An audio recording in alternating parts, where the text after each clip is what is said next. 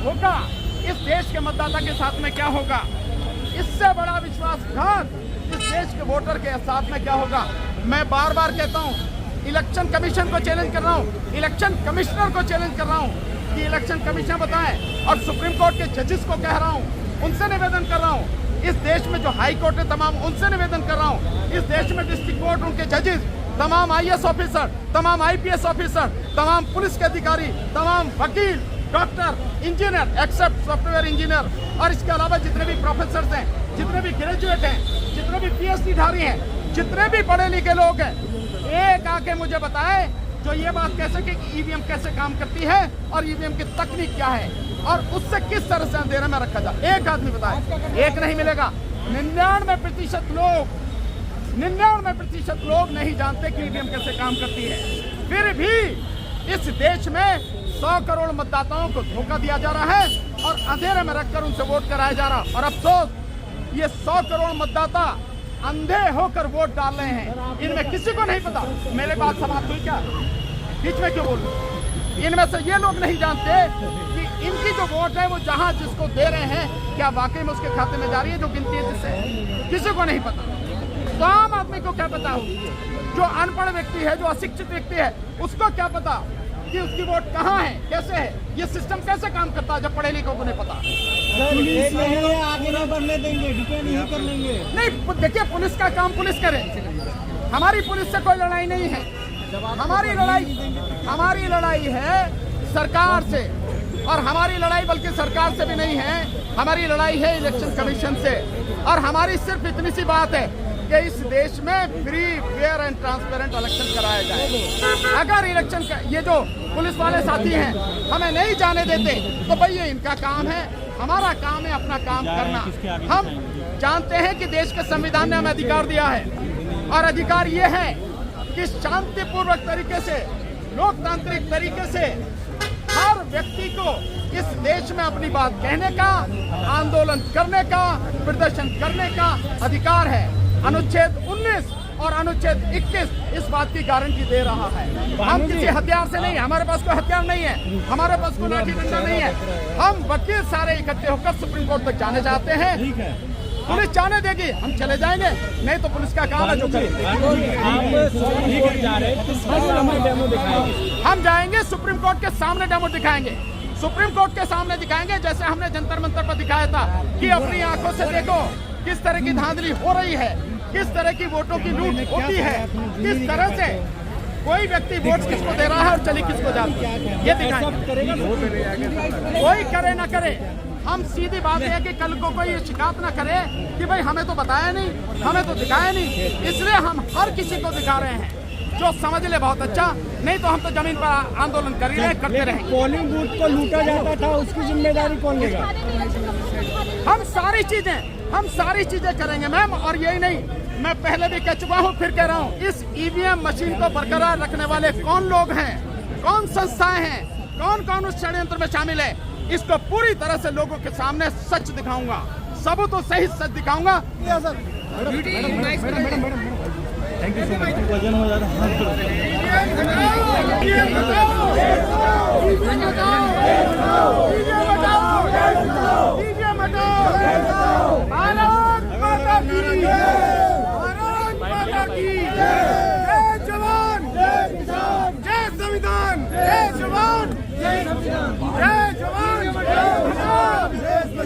EVM हटाओ, EVM हटाओ, EVM हटाओ, संविधान बचाओ, EVM हटाओ, संविधान बचाओ, EVM हटाओ, संविधान बचाओ, EVM हटाओ, संविधान बचाओ, EVM हटाओ, देश बचाओ, देश बचाओ, EVM हटाओ, देश बचाओ, EVM हटाओ, देश बचाओ, EVM हटाओ, देश बचाओ, EVM हटाओ, देश बचाओ, EVM हटाओ, देश बचाओ, EVM हटाओ, EVM हटाओ, EVM हटाओ, रोजगार, हमारा स्वास्थ्य, सब हमारा EVM अगर नहीं रही तो हमारा ये सब कुछ बचा रहेगा। अन्यथा EVM ने पूरा देश का नाश कर ही दिया है, आप सब देखने वाले हैं। आपको लगता है चुनाव के इतने करीब आके EVM पे कोई फैसला लेगी सरकार या चुनाव आयोग? लेना पड़ेगा। अगर आपको नागरिकों को, वोटरों को संतुष्ट करना है तो आपको ये फैसला लेना पड़ेगा, और लेना भी चाहिए। कि आपका दायित्व बनता है एक प्रधानमंत्री होने के नाते, प्रेसिडेंट होने के नाते आपका दायित्व बनता है कि हम जनता को कैसे संतुष्ट कर सकते हैं, हम भारतीय जनता को कैसे संतुष्ट कर सकते हैं। अगर जनता जो वोट डालने वाली है वही ईवीएम को नहीं चाहती तो आपको ईवीएम हटाकर ये जो प्रश्न चिन्ह है जो ईवीएम का, इसे बिल्कुल साफ कर देना चाहिए और जनता से रूबरू होना चाहिए। सिर्फ आवाज उठा रहे हैं, बाकी जो विपक्ष पार्टियां हैं वो तो आवाज नहीं उठा रही है। देखिए दोस्त, विपक्ष पार्टियों की अपनी समस्याएं, वो क्या समस्याएं हैं उसे मैं नहीं कह सकता, लेकिन मैं ये कहना चाहता हूं कि हम कोई राजनीतिक नहीं है आज, लेकिन दायित्व पूरे देश का बनता है कि अगर आपको किसी चीज के ऊपर शंका है, और देखिए देश की सबसे बड़ी चीज है वोट और वोटर, अगर वोट डालने वाले को संतुष्टि नहीं है, वोटर को संतुष्टि नहीं है, तो उसकी संतुष्टि करना जो शासन में इस समय वर्तमान में शासन कर रही है कोई भी पार्टी हो, उसका दायित्व बनता है कि वोटर को संतुष्ट किया जाए। थोड़ा सा ऊपर ले लो इसे। देखिए मैं आपको बता दूं 6 जनवरी को पीछे हट जाओ यार, पीछे हो जाओ, थोड़ा और पीछे हो जाओ, थोड़ा और पीछे हो जाओ। ईवीएम हटाओ,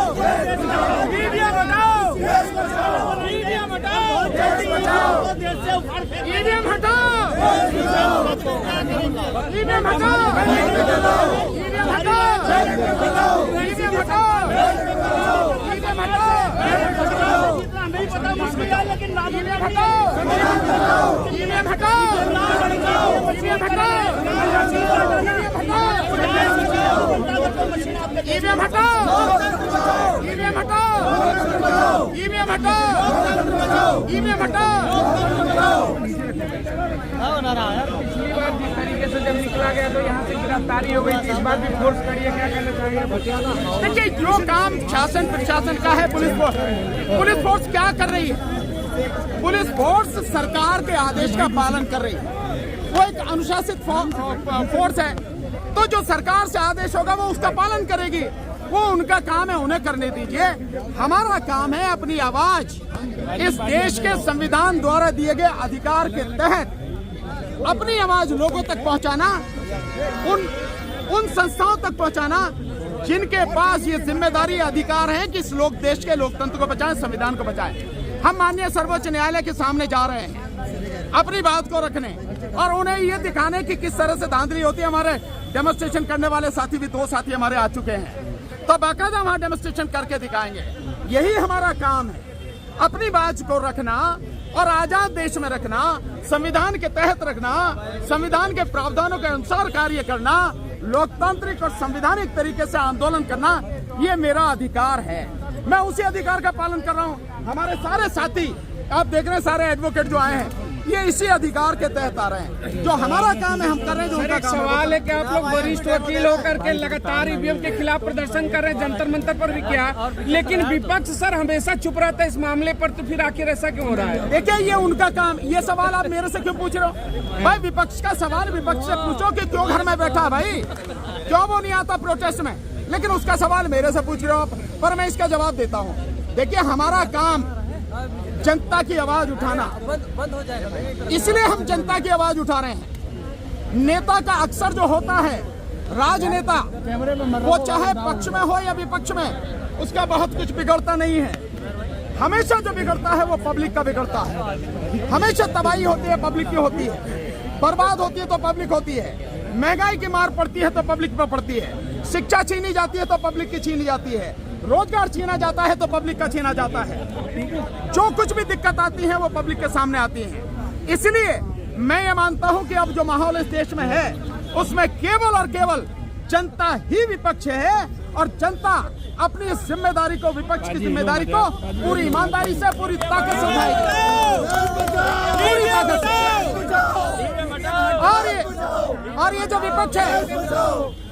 जो विपक्ष है, मैं सलाह देता हूं, मैं आगाह करता हूं विपक्ष को, समय रहते इस आंदोलन में अपनी भागीदारी निभाए, अपनी जिम्मेदारी निभाए, अन्यथा ये जो जनता है, ये जनता अपनी जिम्मेदारी निभाएगी और ये सब कुछ जानती है, किसी को भूलना नहीं चाहिए साथियों। तो ये लड़ाई जनता की लड़ाई है और जनता पूरी ईमानदारी से इस लड़ाई को लड़ेगी, और इस बार ये चुनाव जो 2024 का होगा वो केवल और केवल बैलेट पेपर से होगा, ईवीएम से चुनाव नहीं होगा, किसी कीमत पर नहीं होगा। आप एक बात तो समझ ही सकते हैं, एक बात तो समझ सकते हैं कि जो इलेक्शन कमीशन है वो कितना घुटनों पर आ गया। इलेक्शन कमीशन जगह जगह जाके, मोहल्ले मोहल्ले जाके वीवीपैट लेके और दिखा रहा कि नहीं देखो हमारी मशीन सही है। अबे वहाँ क्या दिखा रहा, जहाँ हमने मांगी हमें क्यों नहीं दिखाई? हमें दिखाता, जब बताते तेरी औकात क्या और कहाँ गड़बड़ी है, षड्यंत्र क्या है, हम बताएंगे। क्या जनता आपके साथ जुड़ रही है?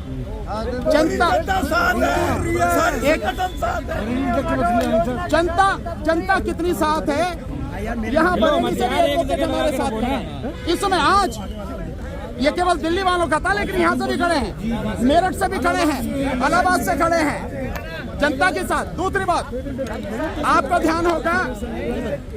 ध्यान होगा कि हमने एक मिस कॉल नंबर दिया था। मिस कॉल नंबर, वो मिस कॉल नंबर जिस समय फोन चार्ज होता है सिर्फ उस समय बंद होता है, घंटे 2 घंटे के लिए। अन्यथा उस मिस कॉल नंबर की हालत ये है, 1 सेकंड में कई 100 फोन आ रहे हैं, 1 सेकंड में। इतनी बुरी स्थिति, मतलब उसमें लोगों का इतना ओवरवेलमिंग सपोर्ट आपकी कल्पना से बाहर है। और मैं इसीलिए दावे के साथ कह रहा हूँ, ये जो आंदोलन है ये शहरों तक नहीं, ये इस देश के गांव-गांव तक अपनी पकड़ बना चुका है। आने वाले समय में तुम सारे मीडिया के साथी अपनी आंखों से उस जनता का सैलाब इस देश की सड़कों पर देखना। आपको लगता है कि कोई मुलाकात में आपके बात मानेगा? 31 जनवरी को इलेक्शन कमीशन पर प्रोटेस्ट करने वाले हैं, आप क्या कह रहे हैं? हम बाकायदा डेमोन्स्ट्रेशन करने के लिए सुप्रीम कोर्ट पर जाकर हम डेमोन्स्ट्रेशन देंगे। हम मशीनें हमने मंगा ली हैं। देखिए वो साथी हमारे, आप देखिए साथी हमारे अतुल पटेल जी जो गुजरात से हैं, वो आगे, जिनके विषय में मैंने अभी बताया था कि ये साथी अपनी जान हथेली पर रखकर हमारे साथ ये हैं। अतुल पटेल हैं, पवन भाई हैं और साथ में राहुल चिमन भाई मेहता, ये सारे लोग, इन्होंने 2019 से हमारे साथ में हैं, ये आ चुके हैं और ये लोग मशीन लेके आए। हम जाके सुप्रीम कोर्ट के सामने डेमोन्स्ट्रेशन दिखाएंगे। एक सवाल ये है कि क्या आप जो ईवीएम लेकर जा रहे हैं और जो इलेक्शन कमीशन के पास ईवीएम है, क्या वो वही है या अलग? भाई हम तो सिंपल जानते हैं कि जब आप हमें दे ही नहीं रहे अपनी मशीन, तो हम आपको बता रहे हैं कि जो स्थिति है, देखिए कोई भी, वैसे तो साधारण विषय है, कोई भी मशीन ऐसी नहीं है जिसको टेम्पर नहीं किया जा सकता। कोई भी कंप्यूटर ऐसा नहीं है जिसको टेम्पर नहीं किया जा सकता, हैक नहीं किया जा सकता। तो एक सामान्य बात है। दूसरी बात है, हम तो आपको दिखा रहे हैं ना, भाई आपने जैसी सेटिंग कर रखी है, आप बीजेपी को जिताते हो, हमने सेटिंग करी है, हम बता रहे हैं कि कैसे जो है मतलब हेर फेर होती है। बहुत सीधी सी बात है, वो मशीन ही तो है, यही बात हम कह रहे हैं। तो जो ये सारी चीजें हो रही है, इसलिए हम चाहते हैं कि देश का आम से आम मतदाता ये जाने की जिस प्रक्रिया से चुनाव हो रहा है वो पूरी तरह से निष्पक्ष, स्वतंत्र, पारदर्शी है और वो जिसको वोट देना चाहता है उसी को वोट दे रहा है, उसी के खाते में गिनी जा रही है। एक बात मैं बार बार कहता हूँ, अब भी फिर कह रहा हूँ, मोदी जी को बड़ा कहते हैं सब, मोदी जी को बड़े दुनिया जो चाहती है, देश के लोग बड़े चाहते हैं, दुनिया में बड़ा डंका पिट रहा। तो डंकापति जी आप यहाँ आ जाओ ना, इस बार जो है बैलेट पेपर से चुनाव होने दो और उस बार जीत के दिखाओ। और मैं मोदी जी को चैलेंज करता हूँ, मोदी जी जिस सीट से लड़ना चाहें, जो उनके लिए सबसे बढ़िया सुरक्षित सीट हो, सुरक्षित सीट, जहां उनको लगे कि मुझे कोई नहीं हरा सकता, बैलेट पेपर से चुनाव कराओ, मैं उनके सामने चुनाव लड़ूंगा, फिर पता लगे कि जो दूध का दूध पानी का पानी। तो इसलिए और दावे के साथ कह रहा हूँ, बैलेट पेपर से चुनाव होने के बाद बीजेपी 40 से ज्यादा सीटें ले नहीं पाएगी पूरे लोकसभा में 543 में से। सर चुनाव करीब है, क्या चुनाव आयोग आपकी बात मानेगा? चुनाव आयोग गुलाम है जनता का, वो मालिक नहीं है। जनता चाहती है कि इस बार ये चुनाव 2024 का लोकसभा चुनाव बैलेट पेपर से होगा, मतलब बैलेट पेपर से ही होगा। उस नौकर को, जो पब्लिक का नौकर है, उसे जनता की बात माननी पड़ेगी, अन्यथा जब सड़कों पर आ जाती है जनता, अच्छे अच्छों को उखाड़ कर ठिकाने लगा देती है। क्या संभव है? क्यों नहीं संभव है? एक मिनट, आप कह रहे हैं बैलेट पेपर कितने दिन में छपता बैलेट पेपर? सुनिए, ये बड़ा अच्छा सवाल पूछा इन्होंने, अकरम भाई ने। ये कह रहे हैं कि इतने छोटे समय में बैलेट पेपर से चुनाव कराना क्या संभव है? बिल्कुल संभव। कैसे? बैलेट पेपर कब छपता है? जब नॉमिनेशन विड्रॉल यानी नाम वापसी की तारीख होती है आखिरी, उसी दिन फाइनल लिस्ट होती है कि ये कैंडिडेट है, इनका ये चुनाव के लिए ये सीरियल नंबर है। उस दिन के बाद बैलेट पेपर छपने जाता है और 2 दिन पहले सब कुछ कंप्लीट हो चुका होता है 2-3 दिन पहले, यानी 10 दिन, मात्र 10 दिन बैलेट पेपर को छपने के लिए चाहिए, मात्र 10 दिन। तो कहाँ, अभी तो बहुत दिन है, अभी तो चुनाव की घोषणा भी नहीं हुई। सब कुछ हो सकता है, ये सारे बहाने हैं इस रास्ते को बंद करने के या चोरी को बरकरार रखने के बहाने हैं, जो इस बार इस देश की जनता होने नहीं देगी। हम किसी सूरत में भी इस बार ईवीएम से चुनाव होने नहीं देंगे। चुनाव केवल और केवल बैलेट पेपर से।